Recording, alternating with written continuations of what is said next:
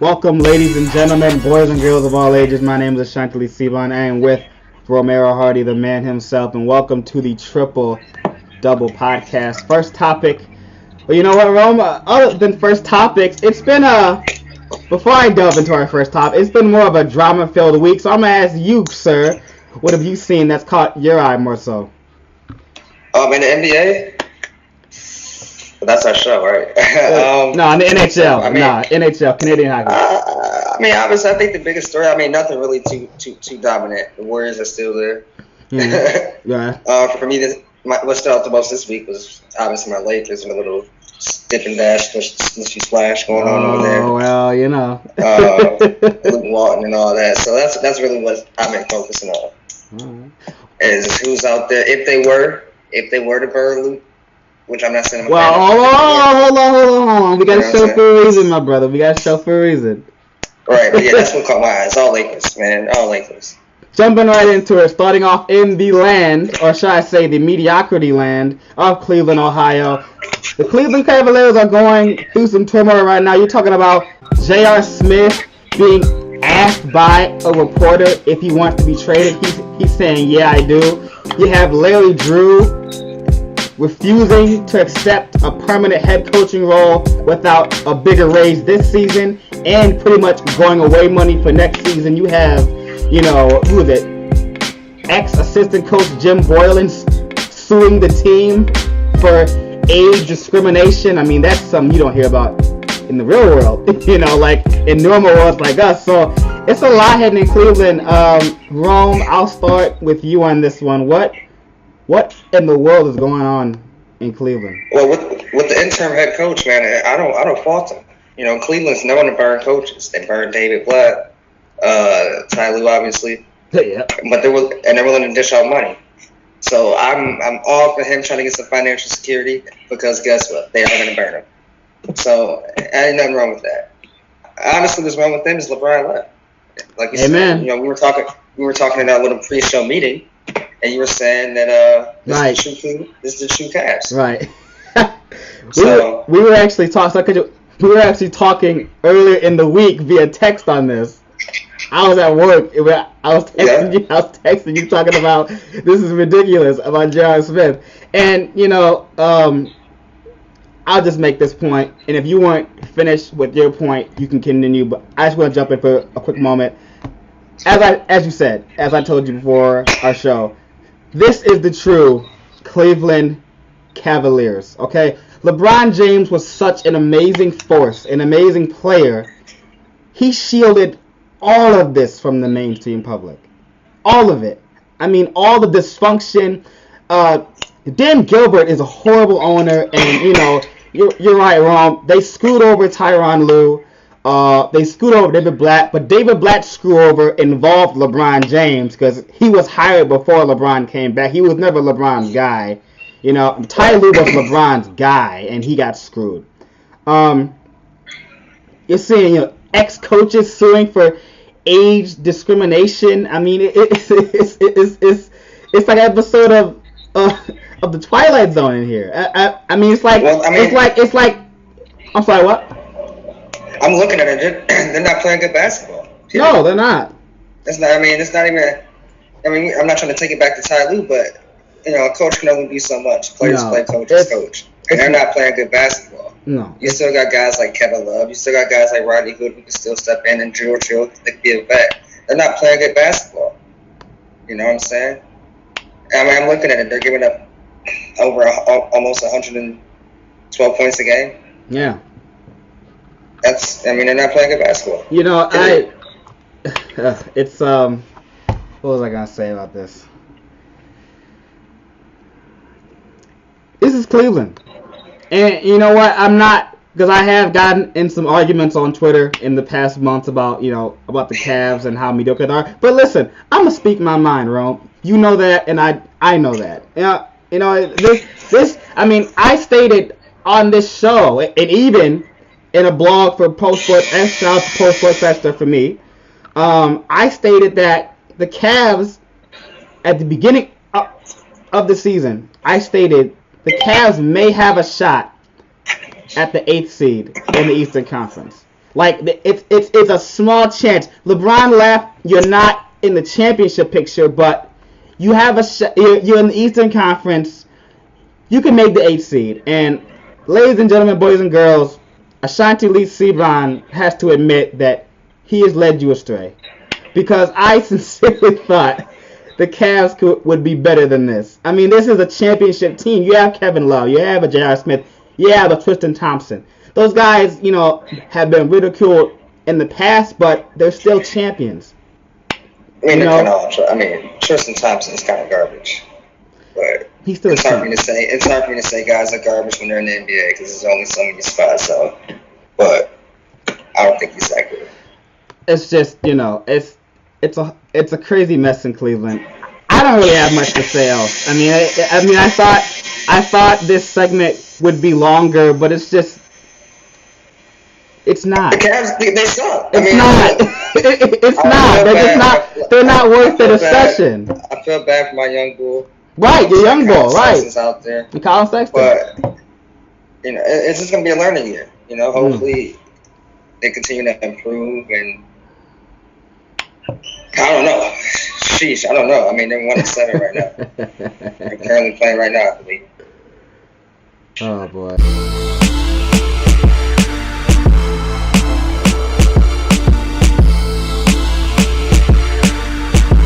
Welcome back to the Triple Double Podcast, and our next segment is one that rings true to my heart, just as the Lakers ring true to Romero's heart. The Sacramento Kings rookie, or I should say second-year player, De'Aaron Fox, became the second youngest player in NBA history to record a triple-double by scoring more than 30 points. Rome, I'm gonna wear my badge of honor for this. Romero, I'll start off with I love it. I'm gonna start off with this one first off. This is great. I've been a Kings fan since the Chris Webber days, due to his Michigan ties. And for me, this Kings team has been mild in mediocrity, or below mediocrity, for so many years now. And this team is winning games. I mean, they're even at the point where Charles Barkley is on TNT saying that these guys are gonna make the playoffs. It's that. The hype is that real, So I personally love it. Trying to be as unbiased as I possibly can in this situation. I love it. The Kings have been the laughing stock of the league for so many years, and even if this season, I'm a fan, and I have my doubts that they'll make the postseason this year, but it's a refreshing start. It really is. And De'Aaron Fox is proving that he's going to be, if not an all-star caliber point guard in the Western Conference in this league. Hey man, triple doubles are, pretty common. I'm not taking anything away from the young blood. You know what I'm saying? 30 in a triple double is amazing. I love that. Actually, they have a super talented squad. Like, Sacramento is doing what I think Charlotte is going to do, build through the draft. I'm looking at the roster right now. Marvin Bagley has double figures. Willie Cauley-Stein, another guy that they drafted, averaging 16 right now. De'Aaron Fox is doing his thing. Buddy Hield through the draft. Frank Mason through the draft. You know what I'm saying? Ben Malcolmore. So they're on a nice trajectory. They're 6-3 right now. I don't know, if they make the playoffs this year. Yeah, I'm on the fence with that too. I'm on the fence about that too. But these young guys are playing. You know what I'm saying? And they're going to grow game by game. And I think they're on a good path. Nothing wrong with that. But I think triple doubles do come. It was impressive though. It's impressive. It's impressive for a young player. I like him in college. Right. He's fast. It's impressive. He's playing with he's playing with a nice squad. With a bunch of talented younger guys. Justin Jackson through the draft, from North Carolina. These guys are just building together, and that's what I like to see in basketball. I like to see guys grow. I'm saying I like to see guys get better over time. Now Sacramento's doing that. Now on the topic of, I guess, young, impressive teams, the Kings are obviously one of them. Their future is very bright. Regardless if they make the postseason, the playoffs this year or next season, future is very bright. So Rome, I'll ask you a side question. Which other team in the NBA have you viewed personally if you have no answer, it's fine. That you believe has a bright future in this league. No Lakers. Obviously I've been very high on the Charlotte train. I don't think it's gonna happen really pretty soon, but I think in a couple years Charlotte will surprise some people. But I think in terms of the immediate future right now that's young and can do something. Denver. No. Okay. Denver would probably be my team. I like Denver. Like, let's be real. Denver's not super like built off veterans. You know what I'm saying? So that's probably one of my younger teams that is right now. They're 7-1 right now in the West. That ain't easy. No. That ain't easy. I mean, Sacramento's obviously my pick, but if I have to go other than the Kings. Then you have to pick an immediate team, though. Like I think Denver wins over Sacramento. Right. Sooner than. I don't know. I mean, I like the Chicago Bulls. I like the Bulls. I mean, I think they have a nice little young team. Obviously, their management is like Cleveland's, very mediocre, but it's not that bad. That was a good pick because they're in the East. Right. Exactly. And I like Mo Bamba. I like Zach LaVine. I like Chris Dunn finally becoming the point guard he was hyped up to be. It must have been something about him in Minnesota that wasn't Mo working for Bamba him. plays with Orlando. My bad. Is it Mo Bamba in Orlando? Yeah. Who am I thinking of in Chicago? It must be exactly what I'm thinking of. I'm sorry. No, they got another guy in the draft though. I know who you're talking about. It's Wendell Carter. I'm sorry. It's Wendell Carter. It's Wendell Carter. I'm sorry. Mo Bamba. The dude, hey, I like Wendell Carter. Right, I like him too. I liked him over Bagley. Right. Oh, well, okay. That's no offense to Bagley, man. No. I understand. 5-year plan, I think. Right. I think Carter might be. I mean, Bagley's plan is put up right now. Yeah. So I mean, it's some good teams in the league. Obviously, it's not. It's just opinions between us, but it's not. Congrats to De'Aaron Fox. Congrats on the Kings, and God bless. Yeah, man. Shout out the Kings, man. Yeah. Yes. Hey. Check out.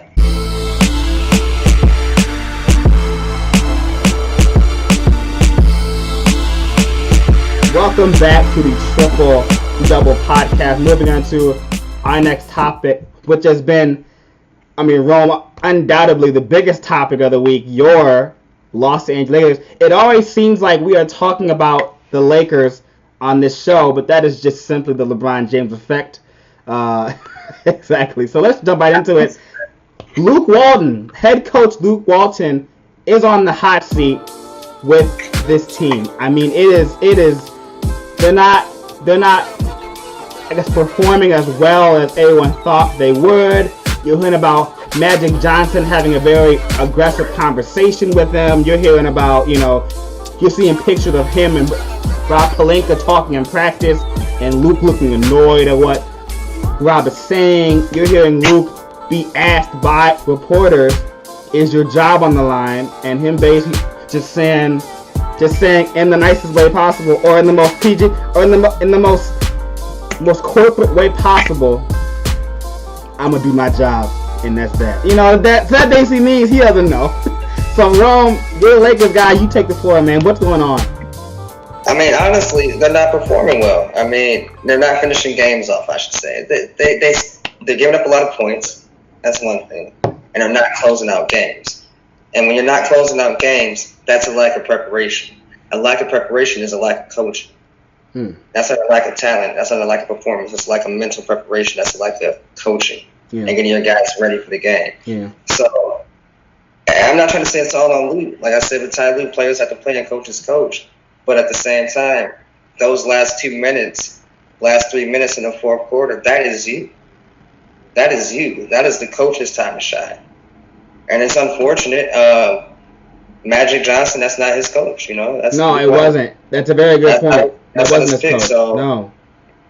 We were talking kind of, before this, and he could be gone this season. I wouldn't be surprised. I'm not saying I want Luke gone.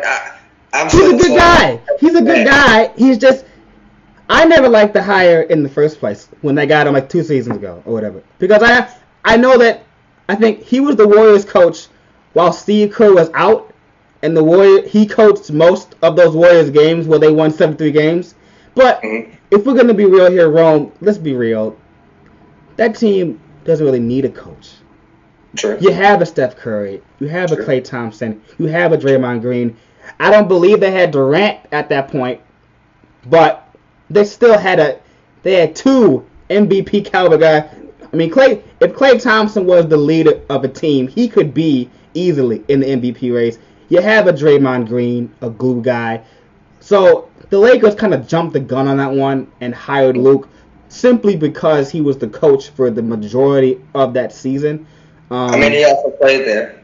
You know, that's true. And Jenny was trying to keep it in house. Right.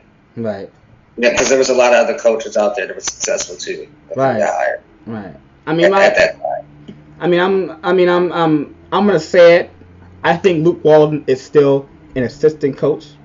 I don't think he's ready to be a head coach yet. I just don't. I think any team LeBron is on, the head coach becomes an assistant coach. Right. Oh well.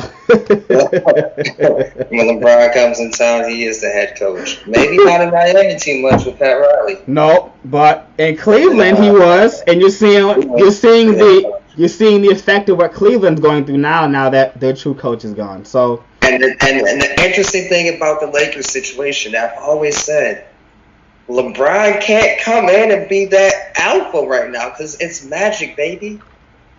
It's the Magic Man, and he ain't gonna take it. You know what, Rome? That's kind of a tricky subject because I understand that Magic Johnson runs the city of LA, but LeBron runs the world of basketball in today's day and age. So I understand. Magic knows how to win.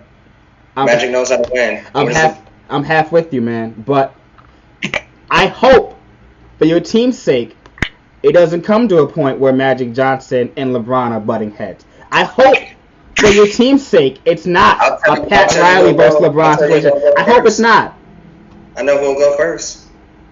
LeBron, you think he trade LeBron if it went that way? Naturally, probably opt out after that second year if it wasn't working out. I don't think he would trade him. But they would just eventually part ways. LeBron, Magic is that guy. He is. When they sat down in that meeting, when they sat down for that whatever meeting they had at LeBron's house, it was Magic talking. Right. It was Magic running the thing. So I mean, I think it's the same thing as far as Pat Riley and Magic are kind of the same mindset. You know what I'm saying? So I think LeBron is having a harder time in LA trying to run things how he ran it in Cleveland. Right. Saying he's not the GM and the head coach right now. Right. He's playing second fiddle to another guy. You know what I'm saying? So I think it's hard for him to adjust to it as well. Mentally. Now, I have a side question for you. And I actually like these questions. If Luke Walton gets fired, which I believe at the absolute latest, I told you off camera, at the absolute latest, Luke Walton is not making it past Christmas. I mean, Thanksgiving's probably a stretch. But if he gets fired, out of the coaching candidates out there, all the coaches that have no job, who's your pick to take his place as head coach? Oh man, I got spot right now. I got one name in mind easily. What's the names that mean of who's out here? You got Mark Jackson. That's my pick. You got Jeff Van Gundy, but that's a maybe iffy. You have Stan Van Gundy, but that's maybe iffy. You have a Ty Lue. You have Ty Lue, to be honest with you. It's gonna be LeBron coaching. Nope, I don't want him either. I need somebody. I don't know. I think that would be an interesting search. Yeah. That's why I don't know if they do it halfway through the season though, because they're gonna have to. They're gonna have to. I mean, you know, I understand. So I'm torn right now. You know, it's not all butterflies and sunshines right now in LA, man. It's not La La Land right now. It's kind of Ha Ha Land. I like that. I like that. It ain't pretty. I like Mike Jackson. I mean, Mike Jackson to me has always been a. Hold on, and hear me out. I've always liked Mike because people forget that Mark Jackson built the Warriors. Okay, Mark Jackson developed Steph Curry. He drafted Klay Thompson. He drafted the definition of a diamond in the rough in Draymond Green. I mean, he constructed the core of that squad, and they let him go all because I guess he didn't get along with management. Mark Jackson has been sitting behind the booth with Jeff Van Gundy, who I like, but I think at this point, Jeff Van Gundy's he's very comfortable as a broadcaster, and good on him. I personally like Jeff Van Gundy, but that's just on him. I'm gonna tell you something about both of those guys once we get off camera. it just makes me not want them as a coach. Well, tell it now. Come on, don't. I'm not gonna hide away from it. I'm gonna shy away from it. I'm a man. I'll stand up to it. I don't like them when they announce games. I'm sorry. That's not a quality to hate on the coaching. I'm using TV. They're play-by-play. And no, but wrong. That's not something to judge on the. When was the last time Jeff had a coaching job? Please tell me. 2007. Yeah. Hold on. I know this.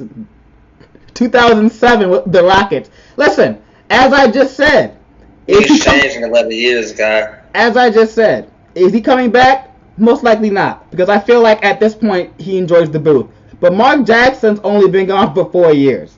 Okay, he built, he was there in the beginning of the dynamo that is now the Golden State Warriors. That wouldn't be a bad fit. I'm not gonna lie. It'd be a great fit. I think Mark Jackson's out there. I mean, you're right. Out of the coaches available, I mean, Stan Van Gundy's not gonna coach anymore. Jeff's not. I'm trying to find a. If Ty Lue got brought in to coach the Lakers, that would be hilarious. That'd be hilarious. If they got Mike Brown, I'm done. If they got Mike Brown again, I'm done. Well, I think Mike Brown is the associate head coach of the Warriors. So Mike Brown already has a job. Of course not. No. LeBron and Mike Brown. Are done. I'm just, I think out of the coaching availabilities, it's Mark Jackson. And if we're talking side questions, I got one for you. Absolutely. Do you think LeBron and Ty Lue had a good relationship? I think they had as good a relationship as they needed to. And let me explain. Because when LeBron came to Cleveland, the coach was David Blatt. And I knew off the jump, just watching LeBron walk in the huddle, watching, I guess, his reactions around David Blatt, he never truly respected David Blatt. And I guess he has a reason for that, seeing as how David Blatt was mostly a EuroLeague coach and not an NBA coach. So he was relatively unknown. So David Blatt, and he got fired a season after helping those guys make the NBA Finals. So I understand that. And in comes Ty Lue. Ty Lue is a former player. Most infamous for getting stepped over by AI in the finals, but he still ended up winning the ring. So, who really won? But right, Kobe, I guess. You said Kobe? You said Kobe? Yeah. Anyway, I look at Ty Lue and it's like this. Did he and LeBron have an amazing relationship? Probably not amazing, but it was good enough. Because Ty Lue, unlike David Blatt, was a guy that LeBron had respect for.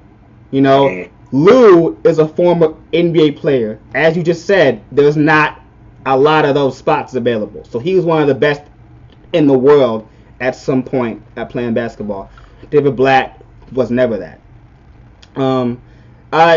As you said too, LeBron was the coach of that team. He just needed a former player to sit there and play the role. LeBron needs a head coach that he can control. Well, he could be. If we're gonna be real, he already pretty much has that. He already has that. This is not winning. Luke Walton's not some dominant figure. But it's the basic Pat Riley exposure chain. So you got Magic Luke, you know what I'm saying? It's kind of a chain. Right. So though, Luke and Eric Spoelstra are kind of getting coached by Magics and Pat Riley, who are sending information down to them. So that's why LeBron is kind of, I think even in Miami he had a little struggle with control. I think that was clear. They just had to work. They had to work it out. I'm searching NBA head coach free agents on Google. I just don't. I don't see any names. I mean, what do you want? You want Earl Watson? No. Give me Becky Hammond. You know what? Give me her. You know that why? Be great? Because LeBron will coach her. And I'll be fine with that. Wouldn't that be great? No. That's actually a very good, intriguing idea. Imagine Becky Hammond as the coach of the head coach of the loss. So not only are you breaking history, but it's La La Land. Magic would do that. Magic would be all for that. I think I should call him right now. I think she's currently working on the Spurs bench, but if you would have somehow prior way via financial means or whatever, and she becomes your new head coach this season, I mean that's not only history making, that's potentially really, really, really exciting. So Mark Jackson, Becky Hammond, and oh man, I actually like that. I like her style of play, and I think she'd be a very good coach for that team. I think LeBron and her would play. # hire Hammond, starting right here on the Triple Double Podcast, Romero Hardy's idea. So my hot take of the week. Hire Hammond. I love it. Thank you all so much for watching this week's episode of the Triple Double Podcast. My name is Ashanti alongside Romero Hardy Jr. Be sure to follow our social media located below in the description to follow us for updates regarding any future updates with the show and anything of that nature. Once again, thank you so much for watching, and I must say, go Kings and be blessed.